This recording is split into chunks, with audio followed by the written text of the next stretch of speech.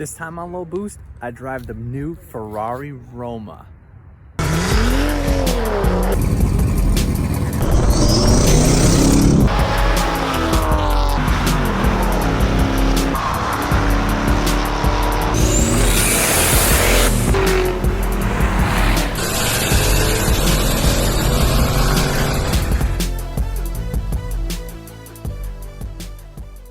Wide World Ferrari came up to Saratoga Springs to the Saratoga Auto Museum and the Adelphi Hotel to showcase the brand new Ferrari Roma.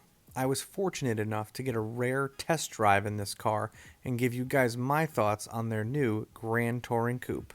Now, this isn't just your entry-level Ferrari. The Portofino is actually going to be the one that comes in a little bit less than this. This will not be in a convertible model. They want to differentiate this between the Portofino. But starting at around $215,000 to $218,000, you can get into one of these. This one is actually well appointed in around probably closer to $280,000. This car has the unmistakable body lines of the old GT cars that Ferrari had in the 1960s. I'm in absolute love with the shape, and it looks different from every angle. You can even look at it from these pictures and videos, and it's going to look completely different in person, especially the back. The rear tail lights are 3D, so from every angle you look at it, it's going to be completely different. And the rear quarter panels have these really big and beautiful haunches that really arch out the back of the car.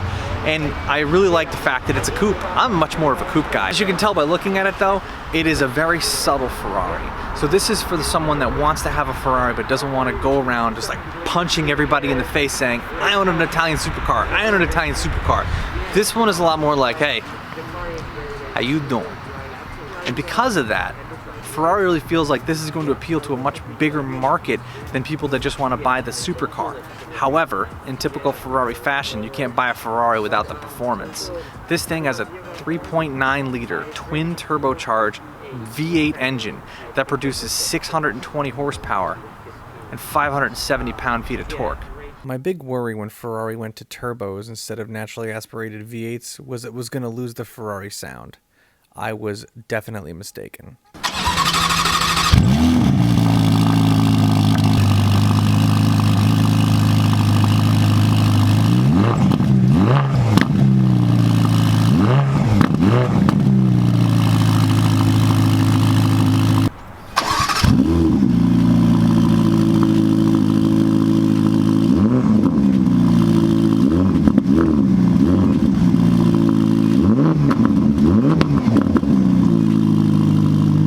One of the things that really differentiates this car from any other car in the segment is this is really one of a kind right now. This steering wheel has almost every single thing you need all on a touch screen here. And the typical Ferrari, you have the turn signals on the steering wheels and the paddles are not fixed to the steering wheel, they're fixed to the column, which all of my BMWs are on the steering wheel, but I actually love them on the column. My Maserati Gran Turismo GTS had them on the column and I love that. So even the push button is, the push button on this is actually all electronic, and everything you see on the dashboard, on your gauges, is all LCD electronic as well, and it's all controllable from this button here, and this all functions like a touch screen, and you don't even need to take your hands off the steering wheel to do any of it. The heads-up display is completely digital. It's awesome. You can even change the different colors on the tachometer. My favorite was yellow. Every single thing you see on the dashboard there is completely customizable. So right off the bat, driving a twin turbocharged Ferrari, a lot of people do think that you lose that Ferrari sound because you have the turbos on it. But to be honest with you, I don't hear it at all. And just on startup, it still sounds like your vintage Ferrari sound, which is awesome. All of the gauges are on the passenger side so they can see everything that's going on, which that's a really good way to scare your wife because she's going to see how fast you're going in this thing because it absolutely moves.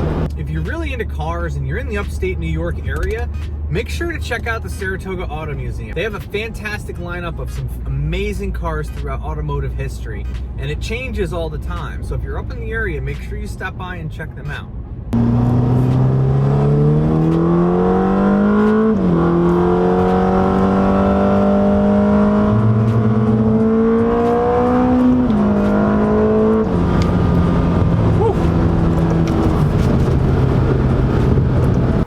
if you take a look at this car and say your neighbor has the 488 GTB, and he's going to tell you about how great and how fast it is, and you just have this car, right? The 488 GTB will probably beat it from a straight line, from a dead stop. But if you were to catch your neighbor on the way home from work, and you were both on the highway at the same time, and he honked 3 times and you both hit it from 60 miles an hour, you'd get to 130 miles an hour in less than 7 seconds, and you probably would be staring at each other door to door at the end of it. That's how fast this is. This thing just goes. Like, I feel like the traction it started to take over a little bit, but it just lets you hook up and go. Now, what I think is interesting about this car is it does an 11.2 second quarter mile, but at 136 miles per hour. So it leads me to believe if you put a really nasty tire on the back of this thing, it'd probably go easily in the 10s with that trap speed. I mean, this car weighs, you think a lot of new cars are very heavy. This car weighs less than my C5 Corvette does. It weighs 3,245 pounds. That is extremely light for a 2020, 2021 car. Also, the gear selector is stainless steel, and it make it look just like the old H-pattern manual shifters of old. Now, this does have an 8-speed dual clutch automatic transmission, and it is really one of a kind, and Ferrari really tuned it so that it's more comfortable for daily driving but still gives you a lot of performance. So that'll put us in reverse, and this does have the 360-degree camera, so you could see everything both in front of you or behind you. This even could tell me if I'm going to, you know, drive into that pole there, and it'll even down to almost the inch of what we're working with, this space. So this is one of the most beautiful keys I have ever seen. It's simple and elegant, and it's just gorgeous. And it's unique to this car, and it actually has its own little spot in the car as if it has its own docking station right in the center console as well.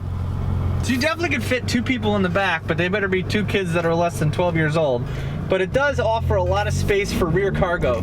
So you actually, some of the options you can get on this car is actually you could fold down the rear seat and fit a lot of cargo back there. So there's a lot of good space in it. Also, when they say mid-front engine, they mean it. The front of this V8 engine is actually behind the middle of the front spindles. So this is truly a mid-front engine car. So another great feature about this that also helps with when you're driving on this is an everyday driving Ferrari. If you're on a bumpy road and you see a bump that's coming up ahead, you just press this button and it'll actually put the suspension even softer to help you get over the bumps more comfortably, which I've never seen that before. It does it for a little while and then it goes back to whatever setting you were in. And then this is probably one of the only non-digital things about this steering wheel, and you can switch it from comfort. You can even turn everything off.